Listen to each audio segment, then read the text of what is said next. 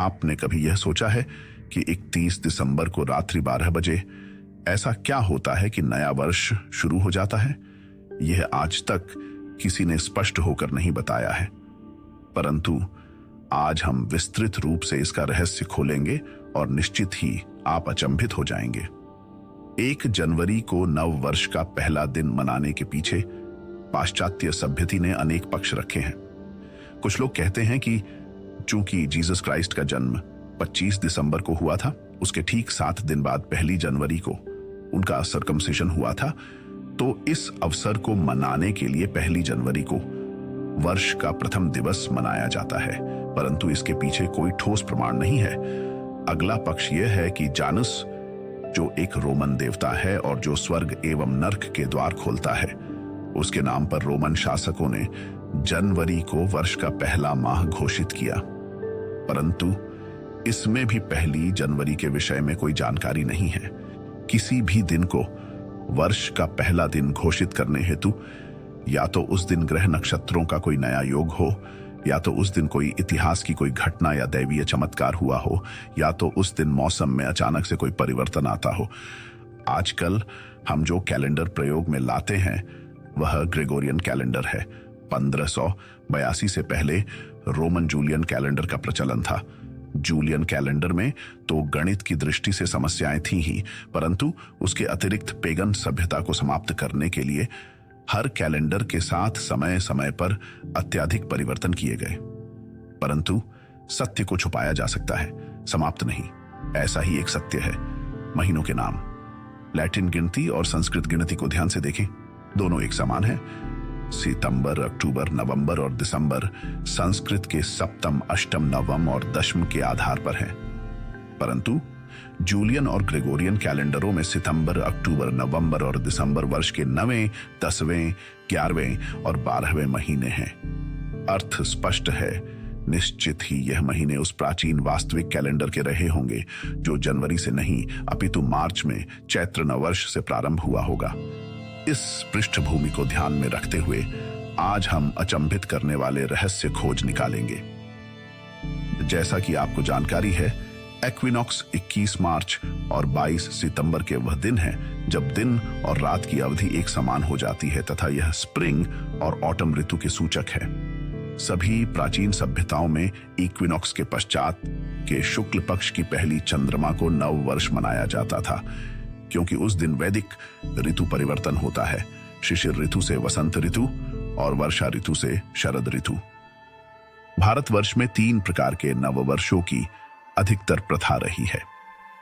प्रथम नववर्ष चैत्र महीने में चैत्र शुक्ल पक्ष प्रतिपदा अर्थात मार्च के इक्विनॉक्स के बाद के शुक्ल पक्ष का पहला दिन, जब वसंत ऋतु में प्रकृति में नवजीवन का संचार हो जाता है।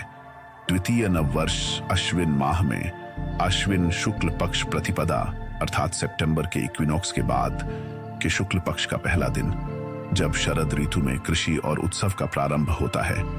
यह नववर्ष बहुत लोगों को अब याद नहीं होगा, परंतु याद करें, जन्मदिन की बधाई देते समय अथर्ववेद का यह मंत्र बोला जाता है, जीवेत शरदः शतम, अर्थात आप 100 शरद वर्ष जीवित रहें। अतः प्राचीन समय में शरद ऋतु से भी नया वर्ष आरंभ होता था। तृतीय नववर्ष सूर्य की मेष राशि में प्रस्थान, जब 13-14 अप्रैल को सूर्य पहली राशि मेष में प्रवेश करता है, उस समय सौर वर्ष का प्रारंभ होता है और इसे मेष संक्रांति भी कहते हैं। सौर संप्रदाय के लिए यह अत्यंत महत्वपूर्ण दिवस है और याद करें कि यूरोप के पेगन भी अधिकतर सौर संप्रदाय के थे। Christianity.com स्वयं ही बता रहा है कि वह हिंदुओं की तरह विभिन्न देवी देवताओं, प्रकृति पुरुष में विश्वास करते थे। 1582 तक अधिकतर पेगन लोग शुक्ल प्रतिपदा को चैत्र नववर्ष और मेष संक्रांति को सौर नववर्ष के रूप में मनाते थे। आपको जानकर आश्चर्य होगा कि 1582 में जूलियन कैलेंडर के अनुसार 25 मार्च को चैत्र शुक्ल प्रतिपदा थी, अर्थात चैत्र नववर्ष। 1582 में जब पोप ग्रेगोरी ने जूलियन कैलेंडर की जगह ग्रेगोरियन कैलेंडर की नींव रखी, तो आज्ञा दी गई कि अब से नया वर्ष 1 जनवरी को मनाया जाएगा। परंतु चर्च की आज्ञा के विपरीत यूरोप में लोग 18वीं शताब्दी तक भी 25 मार्च को नववर्ष मनाते रहे, जैसा कि हिंदू मनाते हैं। इससे भी आश्चर्यचकित करने वाली बात है कि आज के ग्रेगोरियन कैलेंडर का 13 या 14 अप्रैल वास्तविक में जूलियन कैलेंडर का 1 अप्रैल है। अतः इसीलिए 1 अप्रैल को सौर नव वर्ष मनाने वाले लोगों को रोकने के लिए उन पर विभिन्न अत्याचार तो किए ही गए तथा मानसिक रूप से अपमानित करने के लिए अप्रैल फूल का प्रचलन बढ़ाया गया। व्यंग कसकर यह बताया गया कि वह मूर्ख है जो 1 जनवरी के स्थान पर 1 अप्रैल को सौर नव वर्ष मना रहे हैं। इसलिए अगली बार अप्रैल फूल मनाने से पहले एक बार अवश्य सोचिएगा। अब हम अंतिम गुत्थी सुलझाते हैं कि 1 जनवरी को ही क्यों नववर्ष रखा गया, किसी और तिथि को क्यों नहीं। जैसा कि पिछली वीडियो में बताया जा चुका है कि 4वीं शताब्दी में रोमन शासक कॉन्स्टेंटिन ने क्रिश्चियनिटी को स्टेट रिलीजन घोषित किया था। उस समय 25 दिसंबर को मकर संक्रांति थी, जिसे यूरोप में सैटर्नालिया कहा जाता था तथा सूर्य और शनि उपासना की जाती थी।